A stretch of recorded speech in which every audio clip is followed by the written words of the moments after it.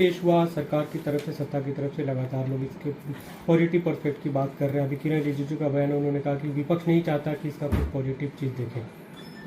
नहीं, वो हमको दिखा दें पॉजिटिव चीज क्या है। जिस देश के बजट में शिक्षा का बजट घटा दिया जाए, 2% शिक्षा का बजट है, 2% स्वास्थ्य का बजट है, ग्रामीण विकास का बजट आपने घटा दिया।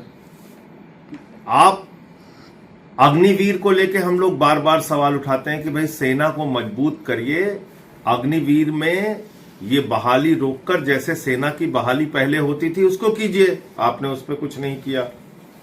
आपने एमएसपी के बारे में कुछ नहीं बोला कि किसानों की एमएसपी दोगुना कैसे होगी। तो आपका सपना भारत को लेके क्या है? अशिक्षित भारत, अस्वस्थ भारत और फिर विकसित भारत की नौटंकी। अविकसित ग्राम लेकिन विकसित भारत, ये कैसे हो सकता है? जब आपने शिक्षा पे, स्वास्थ्य पे, ग्रामीण विकास पे ध्यान नहीं दिया तो आप भारत को कैसे आगे लेके जाना चाहते हैं? आपका सपना क्या है?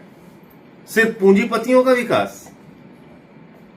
और आप देखिए कि कल पूरा मार्केट क्रैश कर गया। लगभग 8 लाख करोड़ रुपए निवेशकों का बाजार में, शेयर बाजार में डूब गया। तो आपने मिडिल क्लास के लिए कुछ नहीं किया, कर्मचारियों के लिए कुछ नहीं किया, पैरामिलिट्री फोर्सेस के लिए हम लोग सवाल उठाते रहते हैं कि भाई उनका कम से कम उनकी पेंशन का इंतजाम कीजिए। आपने कुछ नहीं किया। इस देश के कर्मचारियों की पेंशन का आपने पूरी तरीके से समाप्त कर रखी है। तो ये बजट जिससे बड़ी उम्मीद थी लोगों को, घोर निराशा हुई है इस देश के लोगों को, खासतौर से नौजवानों को। उनके रोजगार के लिए आपने क्या दिया है बजट में?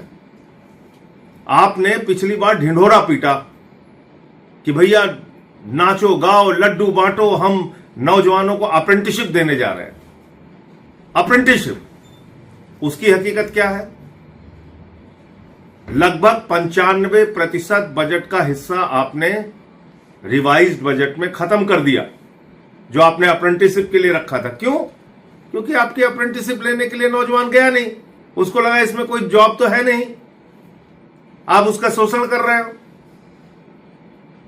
तो ये सिर्फ एक मूर्ख बनाने का काम हर साल सरकार करती है बजट के माध्यम से, और बड़े बड़े दावे करती है। हकीकत में इस देश की जनता को निराशा ही हाथ लगती है। और वो भी इस बार भी यही देखने को मिला कि नौजवानों के रोजगार पे सरकार खामोश है, किसानों की एमएसपी पे सरकार खामोश है, शिक्षा और स्वास्थ्य को चाहती है कि ये बर्बादी की हालत में रहे, देश अनपढ़ रहे, अस्वस्थ रहे।